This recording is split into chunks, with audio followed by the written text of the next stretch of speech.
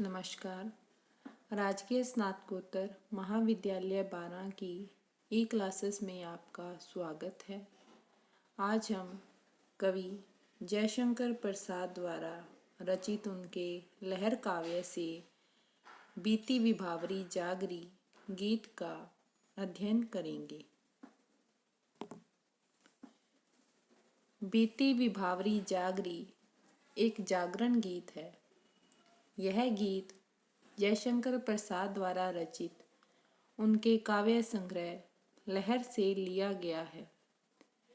बीती विभावरी जागरी गीत उस समय लिखा गया जब भारत पर अंग्रेजों का शासन था।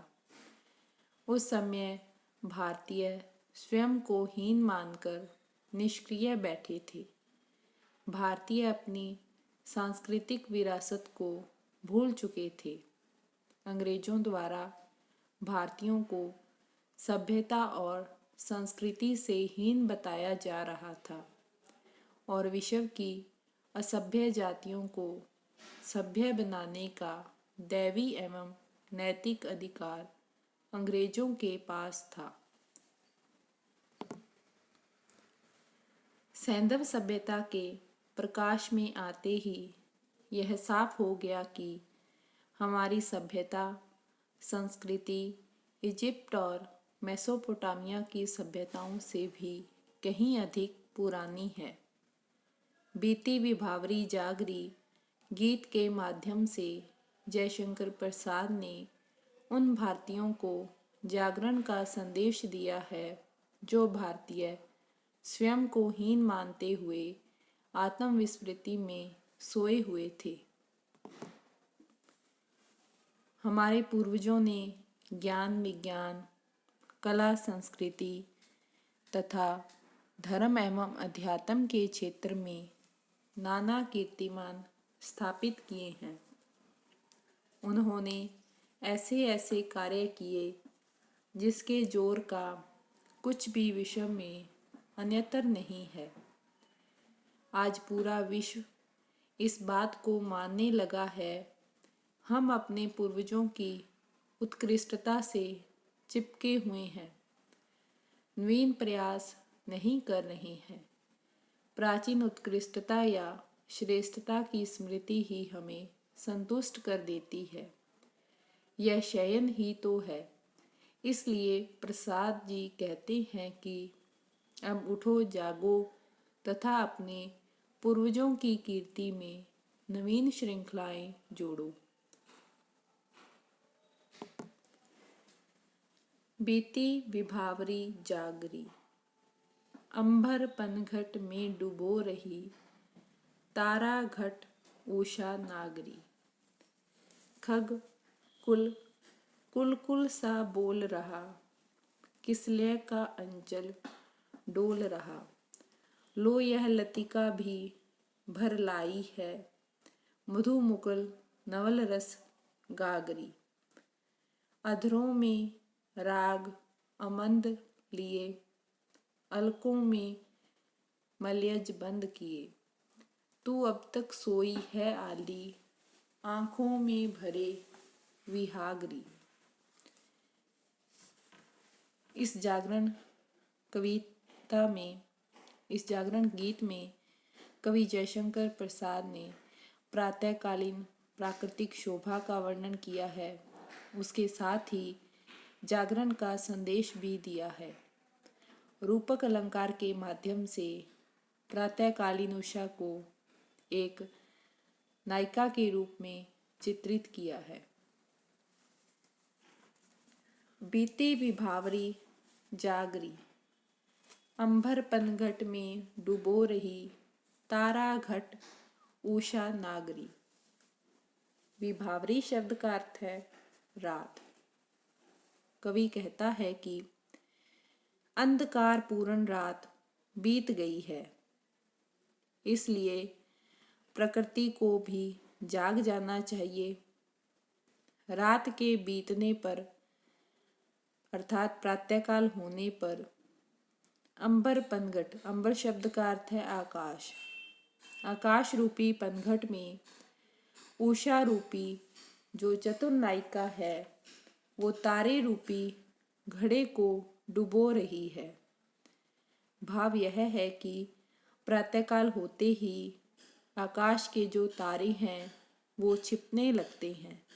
उन्हें देखकर ऐसे लगता है जैसे प्रातःकालीन रूपी जो नायिका है वो अंबर रूपी पनघट में ताराओं रूपी घड़ों को डुबो रही हो।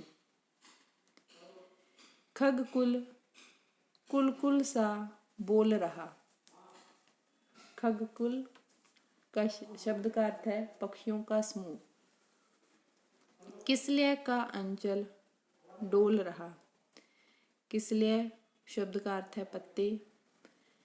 कवि कहता है कि प्रातःकाल होते ही पक्षियों का जो समूह है वो मधुर स्वरों में बोलने लग गए हैं। प्रातःकालीन सवेरा होते ही पक्षी मधुर स्वर करने लगे हैं और मंद शीतल हवा के झोंकों से जो कोमल पत्ते हैं वो हिलने डुलने लग गए हैं। लो यह लतिका भी भर लाई है, मधु मुकुल नवल रस गागरी। प्रातःकालीन होते पर लता भी खिलने वाली, नई कली भी रस से परिपूर्ण पराग को भरकर खिल गई है। इस प्रकार प्रातःकाल होते ही जो सारा प्राकृतिक परिवेश है वो मनोरम बन गया है। अधरों में राग अमंद लिए। अमंद शब्द का अर्थ है अधिक, जो मंद ना हो। अधर शब्द का अर्थ है होंठ।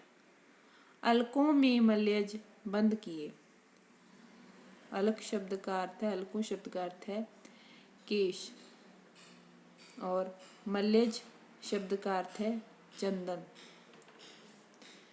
तू अब तक सोई है आली, आंखों में भरे विहागरी। आली शब्द का अर्थ है सखी। विहाग शब्द का अर्थ है, वैसे विहाग शब्द का अर्थ है अर्धरात्रि में गाया जाने वाला जो राग है, लेकिन यहाँ पर अत्यधिक रात्रि में जगने के कारण आँखों में जो लालिमा छा गई है उसके लिए ये शब्द आया है। अधरों में राग अमंद लिए, अलकों में मलयज बंद किए। कवि कहता है कि अरे प्रकृति रूपी नायिका, तू अपने अधरों में अत्यंत प्रेम भाव को अपनाती हुई और अपने केशपाश में चंदन से सुगंधित हवा को समेटे हुए हो। तुम अभी तक सोई है लाली, आँखों में भरे विहागरी। तुम, जबकि सारा जो प्राकृतिक परिवेश है वो जाग चुका है, प्रातःकालीन सवेरा हो गया है, लेकिन तुम अब तक सोई हुई हो। अभी भी तुम्हारी आँखों में लाली छाई हुई है। इसमें कवि ने वैसे तो प्रकृति को ही जागने के लिए कहा है, लेकिन कवि का जो भावार्थ है, क्योंकि ये एक जागरण गीत है, तो इसमें कवि ने ये कहा है कि जो सारे भारतवासी हैं वो अपने प्राचीन गौरव को, अपने प्राचीन सांस्कृतिक गौरव को याद करें। जो अब तक आत्मविस्मृति में सोए हुए हैं उन्हें अब जाग जाना चाहिए और अपने जो उनका जो सांस्कृतिक प्राचीन जो गौरव है उसके प्रति उनको चेतना चाहिए। वो जाकर अपने इन पूर्वजों के इस प्राचीन गौरव को और उसकी उत्कृष्टता को बनाए रख सकते हैं। उसके लिए उन्हें जाकर प्रयास करने चाहिए।